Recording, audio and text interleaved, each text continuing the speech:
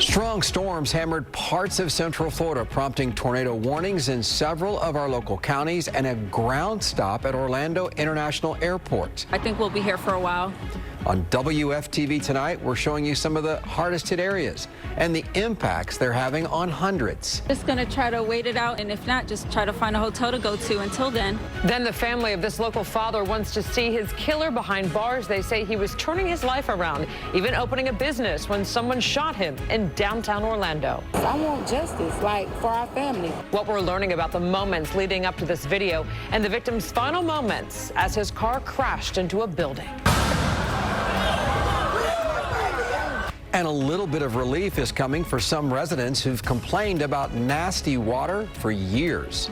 Very moggy and boggy and murky. The action local leaders just took today to fix the problem. This is WFTV Tonight.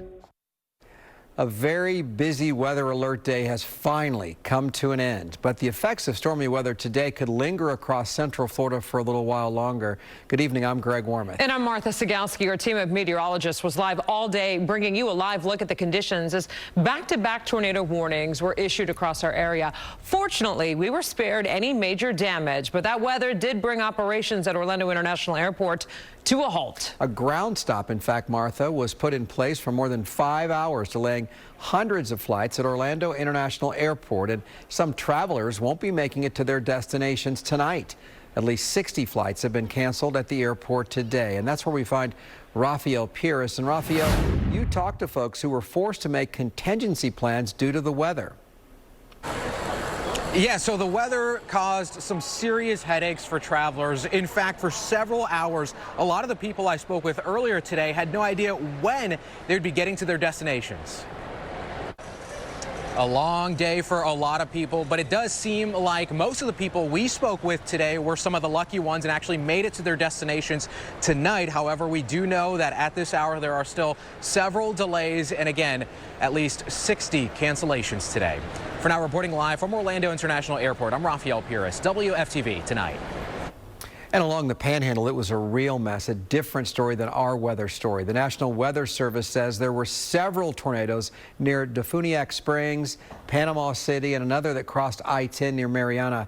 And this morning, these storms went back to back. So far, there have not been any deaths reported. However, several people were hurt. And as you can see behind me, the line of storms we were tracking this afternoon shredded through homes to our north. ABC's Alex Stone has more now on the impacts that were felt up and down the East Coast. And again here in Florida, Governor DeSantis declared a state of emergency for 49 of our counties. That proclamation actually is used to free up resources for cities that were hit hard in the Panhandle. Martha? And Greg, certified chief meteorologist Tom Terry joins me now with a closer look at the timeline of today's severe weather. And Tom, it seemed like tornado warnings were popping up in our area all in the evening, afternoon. And they came in remarkably on time, starting as early as Sunday morning when we declared the weather alert day. We thought it'd be around 2 or 3 o'clock to the west, around 6 o'clock in Metro Orlando. And as you see, the clock lined up almost perfectly. Now, one thing that we saved ourselves with, the main storm I'll show you in a minute, was so far north, Martha, that the storms had energy, but not nearly as much as they could have. So we had a lot of warnings, but no damage reports. Let me walk over here and I'll show you this big winter storm. And Martha, this is all the way up Lake Ontario. This is way to the north. And if we'd had a surface low form farther to the south, which we've had in previous big outbreaks like this, we would have had a lot more tornado activity. But the front itself was strong, but it had weakened some from when it produced tornadoes along the I-10 corridor. Mercifully so for us. Right now we have the clearing skies going on. Temperatures are cooling down, but look at the winds, 59 miles an hour, the peak wind throughout the area today.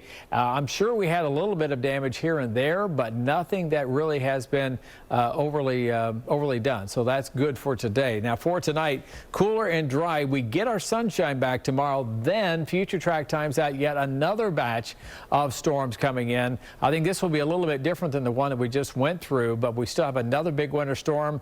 And then we we have another one we're watching once we get past the busy weekend. It's still rapid fire back here. Martha, back to you. All right, Tom, thanks so much. And at days like these, that really put the importance of weather coverage into perspective. And while today's weather alert day is behind us, we want to encourage you to prepare for any and all weather threats. If you haven't already, make sure to download our free WFTV weather app. That way you never miss an alert from Tom and our team.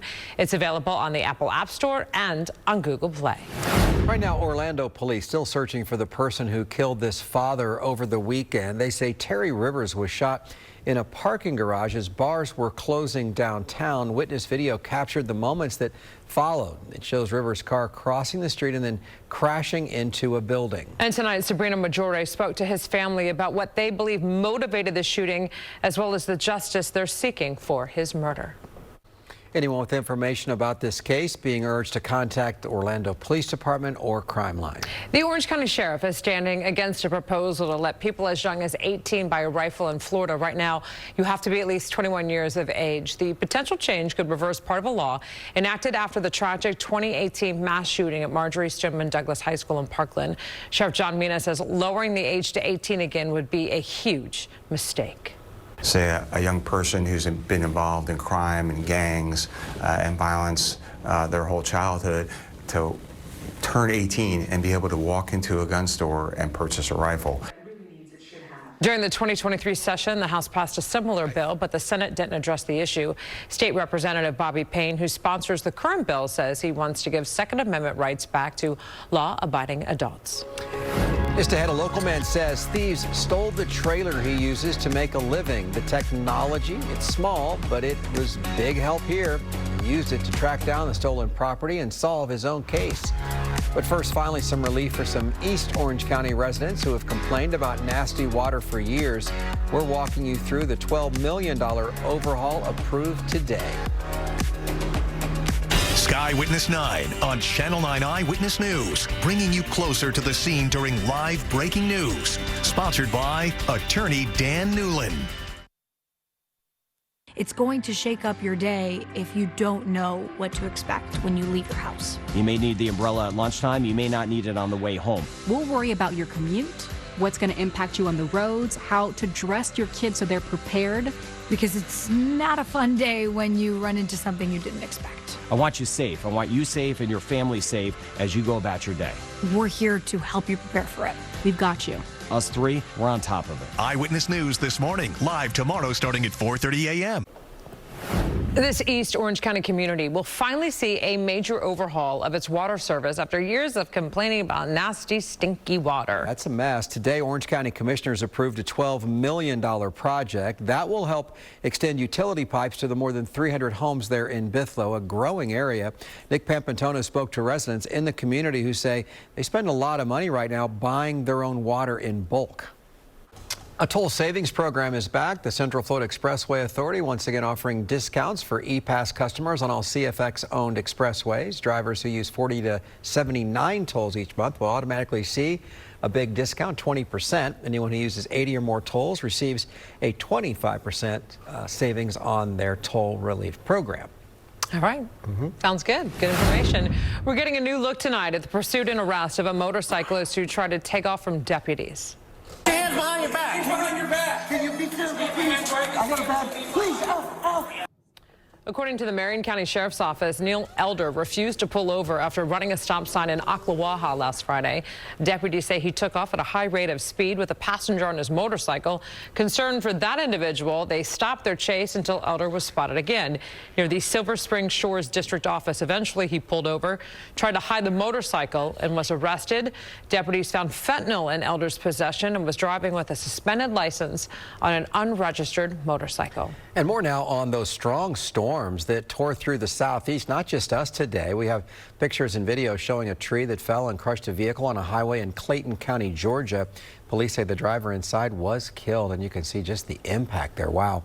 And in Alabama, at least 2 people died as the storm swept through Houston and Jefferson County. A tree fell on another vehicle in Birmingham with a man inside, and an 81-year-old woman was inside her mobile home in Cottonwood when a tornado touched down and flipped the structure several times. Wow, look at that. Well, this is what could have been, right? Exactly. Yeah, we always watch these severe weather setups. We had nearly every ingredient we needed. We had the warm air, we had the windy conditions today, we had the humidity. Didn't quite have the storm close enough, the main storm, to give us the spin to turn into tornadoes, and that's okay by me. Yes. We still had all kinds of warnings today. Fortunately, nothing verified. We had lots of what we call radar indicated tornadoes where there's a little bit of spin, and you probably heard George and I talking quite extensively earlier about these little rotations that showed up, but fortunately nothing that we know of that touched down today. Peak wind gusts 59 miles an hour at the Orlando International Airport, and we have 59 degrees at the airport right now as they try to get their flight operations back on track here late tonight. Lots of delays. The clouds beginning to thin out just a little bit. Showers just about all gone, and we have a cold front that'll drop temperatures gradually overnight tonight, but not too drastically. Celebration should be right around 50 degrees this time of the year. We'll be close to that in the morning, and then getting our clearing skies and some sunshine for tomorrow. So as you start your early Wednesday, already Wednesday, the week's flying by. 43 in Palm Coast, 49 over in Titusville, 47 in Claremont. If you're working outside, no rain expected for tomorrow. Mid-60s for daytime highs. The wind's not too gusty either. Pretty gone nice for working outdoors tomorrow, or just enjoying a day over at Daytona, but you're going to be cooler than our average high of 69 degrees. Sunshine mixed with clouds, and I think some clouds move in late in the day tomorrow, but still a great way for the middle part of the week. We're back in the mid-60s. Here's a look at the European model, and again, I got to give kudos to the Euro, the American GFS, our in-house IBM model. They all pretty much nailed the timing, and even to a certain extent the intensity or lack thereof of the storm that came through earlier today. Let's check on the next system. It's already brewing. This is going to be tomorrow night. High clouds come through. Couple late day showers on Thursday through early Friday morning. Maybe a shower or two. We're going to have another warm front slide by, and that increases the instability. We can get some convection, some lightning storms, etc. By Friday night, I still expect to be tracking some rain mainly to the north. And here comes our next storm system. But the last one, when we tracked it coming through, it had all kinds of bright colors, yellows and oranges and all that, showing a line of storms. This one likely will come through a little bit weaker Friday night and early Saturday, giving us a pretty good day Saturday. And then by Monday, here comes yet another winter storm through the southeast. This one could be a little bit stronger. So I think we're going to get a break from the next one, but the one on Monday, Tuesday, we're going to be watching that very closely. And if we have to do another weather alert day, we'll let you know. 7-day forecast, weekend always in view. 65, nice day tomorrow. More clouds Thursday, still decent. Friday, scattered showers, maybe a rumble of thunder. The weekend looking okay. Next week, another storm to keep an eye on. Martha? All right, Tom, thanks. A local man became his own detective after he was the victim of a crime. The technology that helped him track down his own stolen trailer. When we come back. Download the WFTV weather app. Get a localized forecast from Tom Terry. Just search WFTV. Brought to you by the Law Offices of Attorney Dan Newland. Involved in a car accident? Call me now at 407-888-8000. It's a privilege to be Central Florida's chief meteorologist. It's something that I take internally. I've spent the last half of my life doing this every day in Central Florida. We pool all of our resources here in Severe Weather Center 9 to give you the latest advanced warning so you can take those early steps to keep your family safe. You have to build that trust over the years, and that's what I always strive for every day. Keep building trust. I try to get every day right, and I won't stop. I'm here to keep you safe. A Central Florida businessman says when his $20,000 trailer was stolen from him last month, he was hopeless and thought it would never be found. In fact, Greg, for weeks, investigators seem to not have any leads on who stole it. But as our Ashlyn Webb explains, a $30 device and a ping to that man's phone helped him crack the case himself. And this evening, the Orange County Sheriff's Office told us that it has seized multiple stolen vehicles in addition to Carbassian's stolen trailer.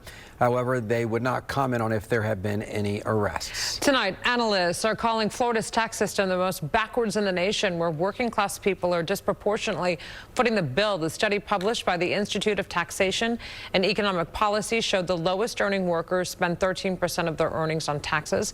Middle class workers spend 10%, and the wealthiest spend just 3%. They say that's because Florida doesn't have an income tax and relies primarily on sales taxes. NASA has delayed a crewed mission around the moon by nearly a year now. Artemis 2 was scheduled to lift off liftoff in November, but NASA says teams need more time to address crew safety. That means Artemis 2 won't lift off until September of 2025, and Artemis 3 is now set to launch in September of 2026.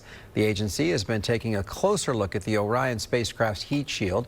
Teams also want more time to troubleshoot an issue with the spacecraft's life support system.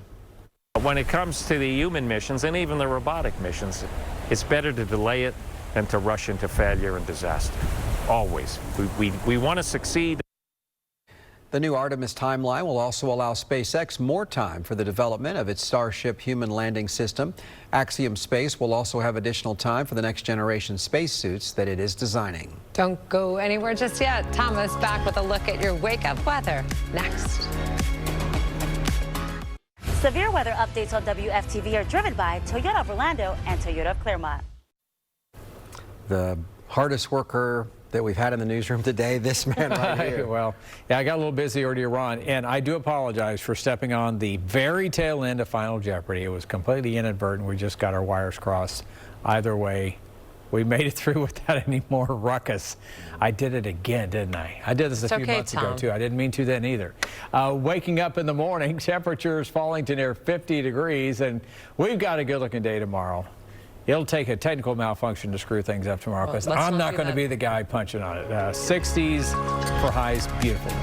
Good we'll take it. Day for the Mustang with the top down. Yeah, hunker down one. Let's make up from a lousy day today if you're in town for vacation. Now, if I only had a Mustang to take the top down on, but just roll your windows down. There you go. I'll do that. All right. Thanks, Tom, and thank you for watching. We'll see you back here tomorrow night. Good night.